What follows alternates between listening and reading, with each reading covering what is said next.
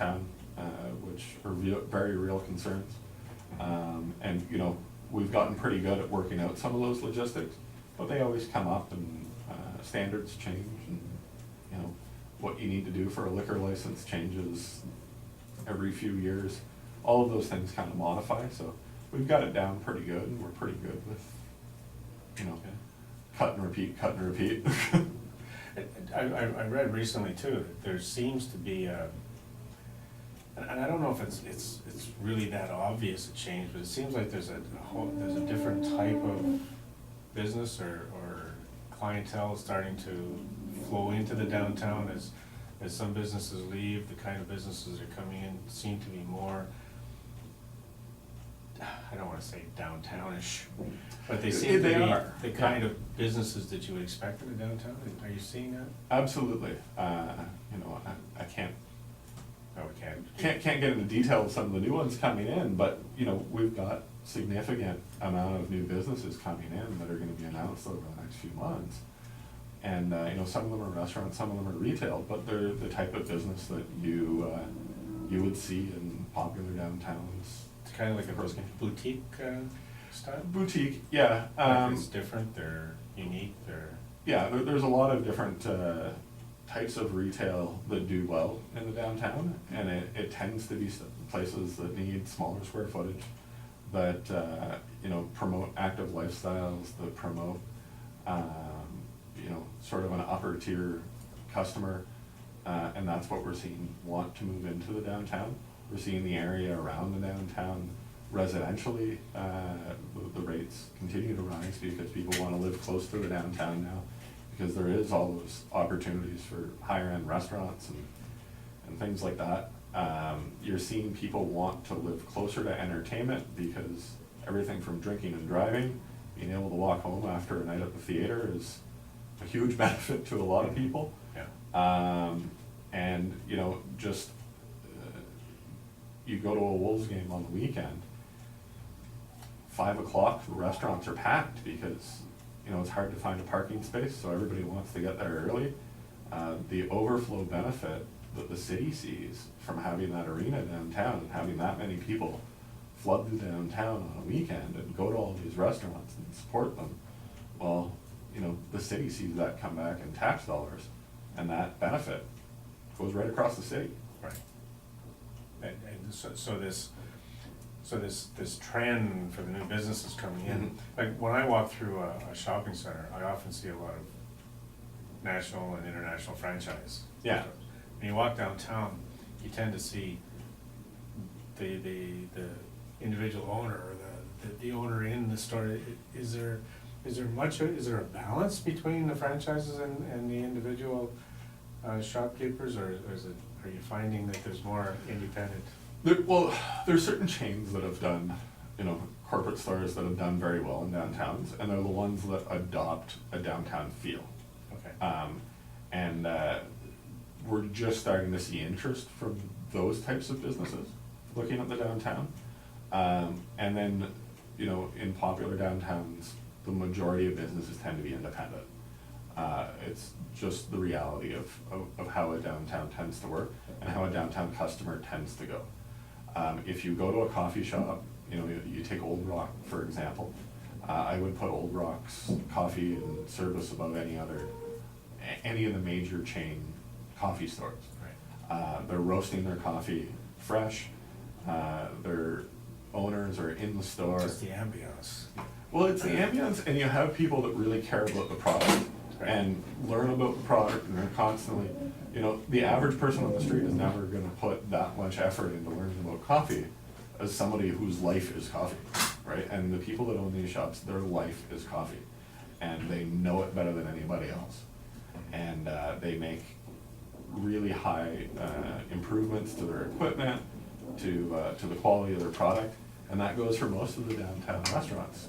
The restaurants bring in food fresh, they're cutting stuff every day, you know, they're making their own blends of spices and rubs and things like that, where, you know, if you go to a larger chain, you're getting the same thing that you'd get in any community across Canada. Right. So if you're a tourist, you know, you can go to the place that you got when you were back home, or you can try something new. and it's gonna be one of your only opportunities to do it. And I know, I think your background is in marketing Yeah. yourself, and tell me if this is a fair observation, because I'm in marketing too, and it seems as if the move is getting more and more toward video marketing and video elements in marketing. And I think when you take a look at what you get from going into an independently owned store where the owners are there and you can see their passion, is you get to personalize the services or the products Yeah. with the actual people who are running it.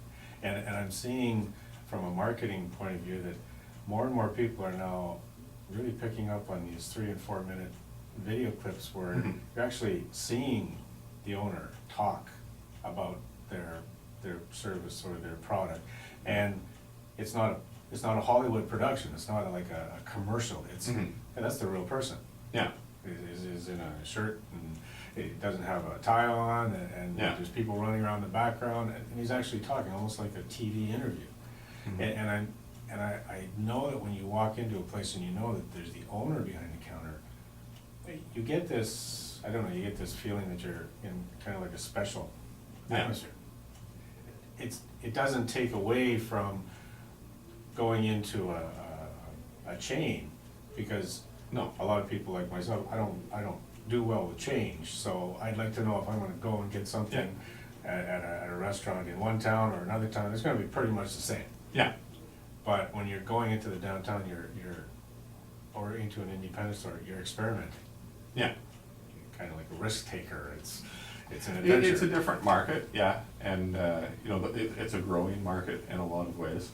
One of the things that I love to do downtown is, you know, when you shop and live downtown a lot, you get to know the owners of all these places. Mhm. And quite often, I'll call the owner of a restaurant and say, you know, I've got some friends coming in from out of town, I wanna spend this much, just take care of us. And, I don't really know what's coming for the meals, and, you know, a lot of times it's the owner himself that's preparing the meals for us. And, we'll bring, you know, a 3-4 course meal at a much better rate, frankly, than I'd get, you know, dropping the same amount of money at a chain restaurant, because they know what's fresh, they know what's in season, what they're gonna get a good deal on, and they're gonna produce an amazing meal with all the best product at that particular time of year. And, every time I've ever done it, you know, everybody at the table was just blown away with the meal that got supplied. And, you know, it's a great feeling to bring some people out and do something unique like that. Yeah, there's a surprise, it's part of the experience. Well, it's like going to somebody's house almost, right? You don't know what they're gonna make for dinner for you that night, but you know it's gonna be good quality because they're the good cook. And, you know, these are great chefs and do some amazing stuff. That's really good. We're in an election year. Mm-hmm. Any major issues that your organization would like to see, or that you're hearing even on the street, that people running for council are gonna have to keep in mind? Well, downtown is a bit of a unique area, right? And like I said, it's different than a mall, it's different than a lot of those other places, and it is very pedestrian focused.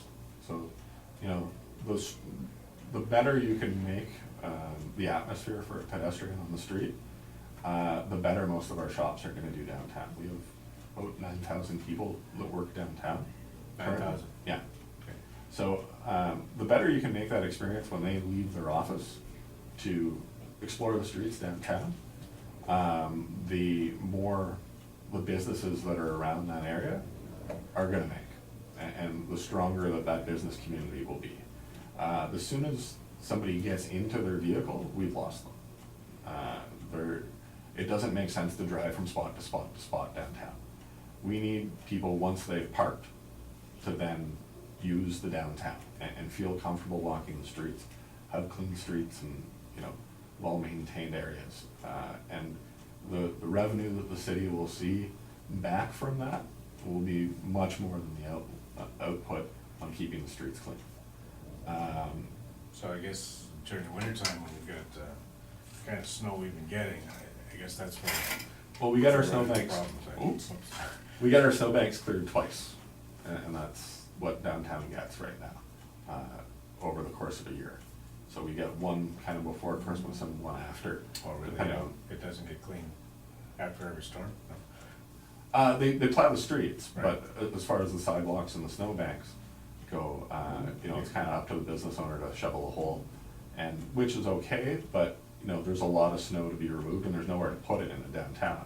And you got your parking meters, people are crawling over snowbanks, so Yeah. the business owners take care of that then. If you see it's nicely cleared, in many cases, the business owners have cleared out the front of there. Quite often, yeah.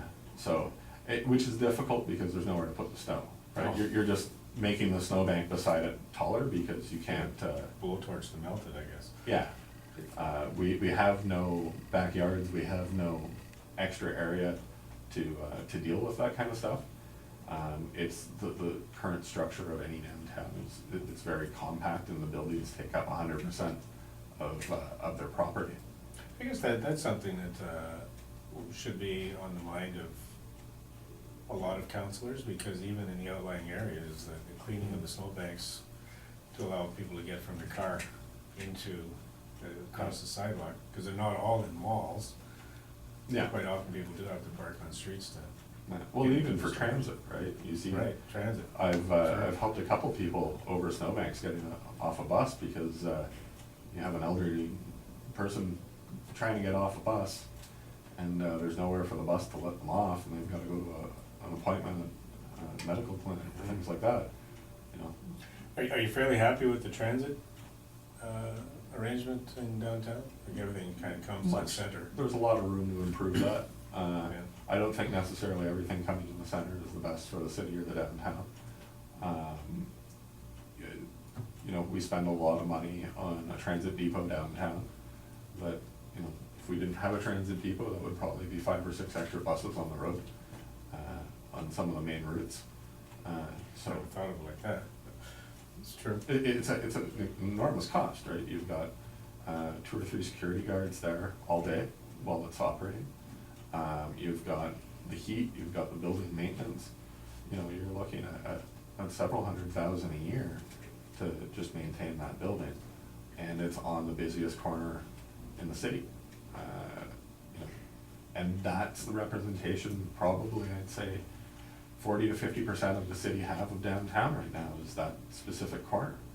And it's not representative of the rest of the downtown. It's a very unique corner, and it's probably, the roughest area in the downtown right now. Other downtowns have looked at bus depots and have said, they don't make sense.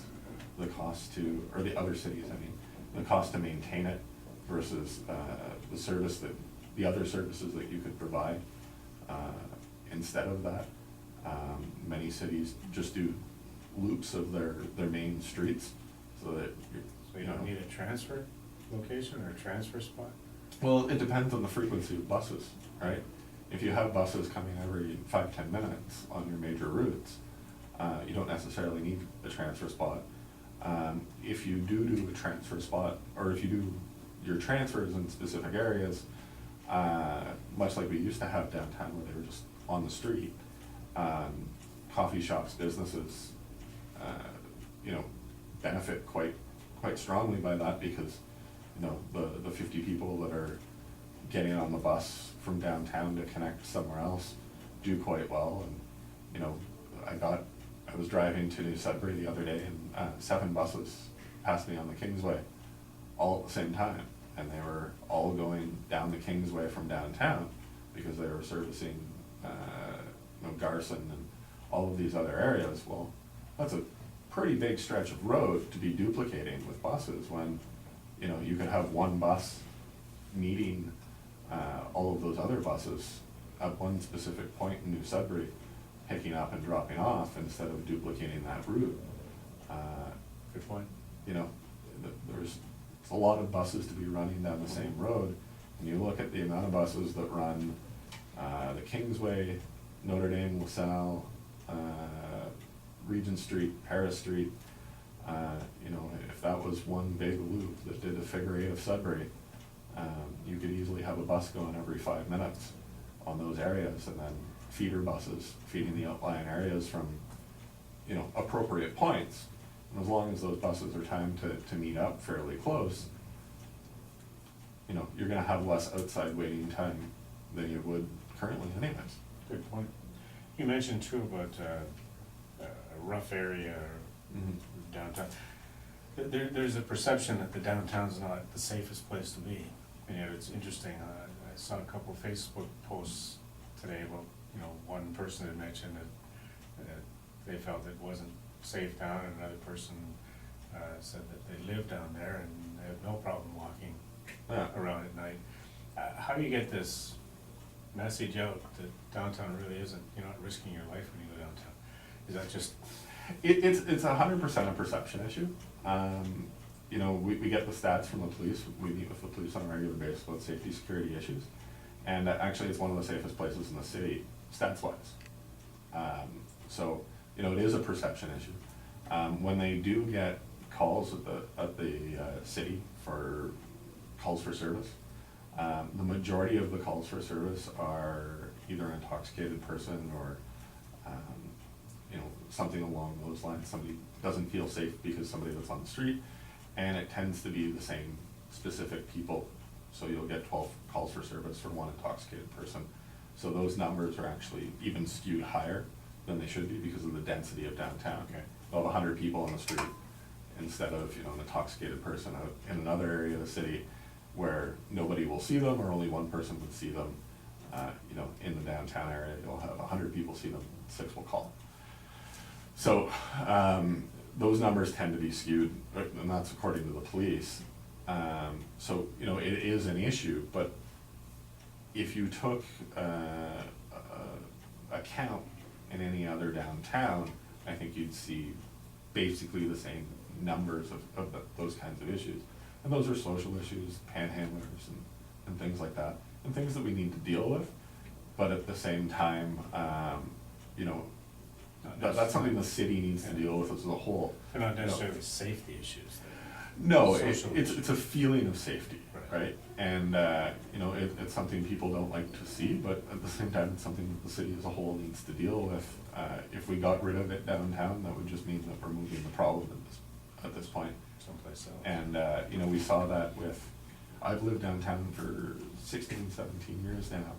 And I remember when I first moved downtown, prostitution was a big problem downtown. It doesn't really exist downtown anymore because of the volume of people. Downtown's really come a long way in those 16 years. And it started with restaurants and bars. And it was the bars that started it. And it was university students coming downtown. And they really rejuvenated the nightlife downtown. On a Saturday night, downtown Sudbury, it's not uncommon, 6,000 to 7,000 people to be on the street. And that's at 2 o'clock in the morning. So, you know, between 9 and 2, you have all these university and college students, young adults that flooding the downtown.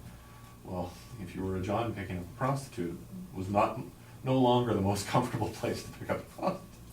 You know, it's not something you want to do with a lot of people around. So what ended up happening was that moved out into the residential areas around downtown, which isn't the best case scenario otherwise, right? And the more pressure that is put on panhandlers and things downtown, we're already seeing New Sudbury, South End. You drive into some of the mall areas and there's people on the street looking for money there, right? Police pressure and things like that. You know, while it might solve our problem downtown, it's only moving that issue. It's a social problem that Right. just needs to be dealt with. Right, it's a whole bigger issue. Yeah. Right. Anything we missed or we haven't talked about the downtown that you think people should know if we're looking at this as an education-based interview? I learned an awful lot. I think it's great, and I see the potential for other areas in the city Mhm. and in the outlying area to take a little bit, I guess, more of a combined and unified approach to promoting their area. Yeah. And I don't think that we have to look at it as being, if the outlying areas can market their particular business core better, then it's gonna take away from the downtown, because you're kind of looking at two different Yeah. types of markets, aren't you? Somewhat, right? Like, the more you develop kind of that downtown feel in other areas, somebody from the Valley, Cape Real, any of the outlying areas, the chance that they're gonna come downtown on a daily basis is nil. Right. Right? But it never was the case, ever. And when downtown was at its peak, you know, Sudbury was its market, and then, you know, there was strong downtown cores in all of the outlying areas, and they were their own townships, and, you know, downtown Sudbury. So Downtown Sudbury was like the mall, being Yeah. an outside community. Yeah, but people would come down, you know, once a month, or, you know, and you know, that's. Special trip into town. And when you develop people that, see the benefits of a local restaurant, or see the benefits of, you know, that uniqueness, and the benefit that somebody local can do above what corporate can do, you're just creating a new tourist for downtown from some of those outlying areas. I think that's a good point, a good way of Right. putting it. Every now and then, you're gonna wanna get away from the fast food and go into an independent restaurant. Yeah, so, and that's the way we look at it, the stronger we can make, you know, downtown Karen, downtown Gabriel, downtown Hammer, downtown Coppercliff, the better it is for us, because we're gonna get that person that goes downtown, that would go downtown once a month, or, you know, the person that would go to a local restaurant, you know, once a year, let's try and go twice a year, or Get them in 3 and out. times a year, right? And go a little bit more, and get the people that live kind of in the core of the city coming on more of a weekly basis instead of a monthly basis. And that's our goal at this point, right? In the past, downtown's really had this concern of trying to get everybody to come downtown on a regular basis. That's just not the reality, right? Like, it's never been the reality, it never will be the reality. We're not the only downtown for the city, we're not the only center for the city. And it's healthy for other cores. We've gone to the Railway Museum in Gabriel a couple times and brought family out there over the last few years as a tourist, right? It's a long way to go from downtown for us, and it's not something we're gonna do on a regular basis. But, you know, the volume that downtown Gabriel needs to be successful isn't all of Sudbury. It Right. needs, you know, a good chunk of Gabriel with some tourism from the rest of the city, when they're doing special events or when they're doing something unique. And the same thing goes for the rest of the city. Find what you do unique, find what separates you from the average, right? One thing I tell my clients all the time is never compete on what you lose, compete on what you win. And we have Go for your strengths. tons that we win on downtown, tons that the rest of the city can't offer. Right. And that's what we're competing on now, and, you know, that's what we've been competing on for the last 10 years. And you look at the strides that downtown's made, we've had so many restaurants open up that are, you know, highly sought after in the city, that you can't get a reservation, you know, night of or weekend of. We've seen Worley Parsons, Hatch, SNC Lavalin, 3 of the biggest engineering firms in the world move into the downtown and want to be downtown because that's where their employees want to be. We're seeing interest from other mining supply sector in wanting to move downtown, because if they want to attract people making, you know, 400,000 or 500,000 plus, those guys want somewhere to spend their money, and they want somewhere to go out for dinner and take clients for lunch and those types of things. You know, as far as downtown Sudbury goes, we're the only place that's gonna get that kind of cluster of office, right? That's just not a reality for anywhere else in the city. If Sudbury wants to be the capital of Northern Ontario and you know, present it that way, and you know, stop saying that we're just a mining town and be something more, you need a strong downtown. You need that core. You look at what's happened in St. John's and in Calgary and, you know, even Hamilton or London, a lot of those places, it wasn't that long ago, they were really the size of Sudbury. And, you know, they found a niche, and they found something that was happening around them. And in Sudbury, you know, mining is, I don't care what you say, it's still huge. You know, just opened a new mine. Our mine supply sector is unreal. I do for mining supply guys. We go down to Vegas, people see my badge from Sudbury, and I've got people from all over the world that wanna talk to me because, you know, they want connections into our city. And, you know, if we can't sell that, if we can't sell what's unique about Sudbury, we're in trouble. And it's definitely something that we do better than anywhere else in the world. And, a strong downtown will make us that center. You need the white collar piece of that to go with the blue collar. You need the engineers, you need the people that are gonna invent new machinery or design things, or just sell it. And, you know, you want those office towers that somebody wants to have, like Hatch, like SNC Lavalin, like Worley Parsons. They wanted a nice key building downtown that they could put their sign on, so when everybody drives through town, they see that sign and they know that name. More people in this city knew Hatch's name before they knew what Hatch did. And, because they had, you know, a key piece of real estate downtown with a big sign on it. And Hatch is doing dynamite, they're half that mall now. And, you know, the other companies have seen that and they recognize that. And the more we can promote Sudbury and the more we can promote downtown as the core for that style of business, the better we all do. The focus then is not necessarily on residential development downtown. We need residential, absolutely. Don't get me wrong, we absolutely need residential downtown. There's incentives that need to be made for that to happen. Flat out, the cost to the builder, to the developer, is much higher to do it downtown, even with development charges waived. There's the realities of dealing with old buildings and having to renew old infrastructure.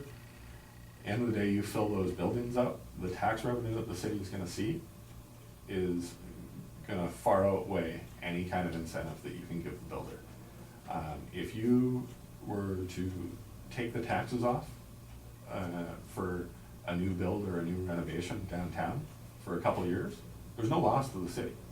That was revenue they were not getting, right? If you have vacant space and somebody renovates it and puts in a new building, the city is not losing any money. There's no additional cost to the city. The infrastructure's there. The infrastructure's already built. The service is already there. We have urban level of policing. We have urban level of fire. None of that needs to increase. So if you fill up all of the places downtown by putting some incentives in, there's no increase to cost for the city. If there is, it's extremely minimal. But now you've got tax revenue coming in forever. So you go from the exact same amount of cost and you're gonna increase your revenue for the entire city. Sounds like a pretty easy economics. It's easy economics, but it's been a hard sell. You know, since amalgamation, it's been very difficult. And you know, I completely understand it. If you live in the outlying areas, there's no doubt that it feels like you're getting less service for more money. The cost of service is higher because now you're part of a municipality that has different insurance rates it needs to pay. It has a unionized workforce that, you know, probably gets paid more. It has unionized deals that say, you know, if you've got a park, you need city staff to maintain that, where in the past you could have had a volunteer group come in and do the gardening. All of those things are now, you have to pay urban rates for. The city really needs to go back to the province and say, hey, listen, we need to rework this deal. You know, we can't necessarily provide urban services into an outlying area that doesn't necessarily want them and charge them an urban rate because they're not an urban community. And, you know, That's a good point. You know, amalgamation's a reality, it's not going away, but there's nothing to say that we can't go back to the province and say, Rework let's the look deal. at the municipal act, and you made exceptions for Toronto. We're an exceptional city. We're, Good. you Has know, that ever been done? Has it ever not been to my tried? knowledge. Makes sense, Mhm. especially since they did it for Toronto. Toronto has the City of Toronto Act, and That's true. they've got specific things that they can do because they're a very unique. And we are unique area. because I think we're the last amalgamated city.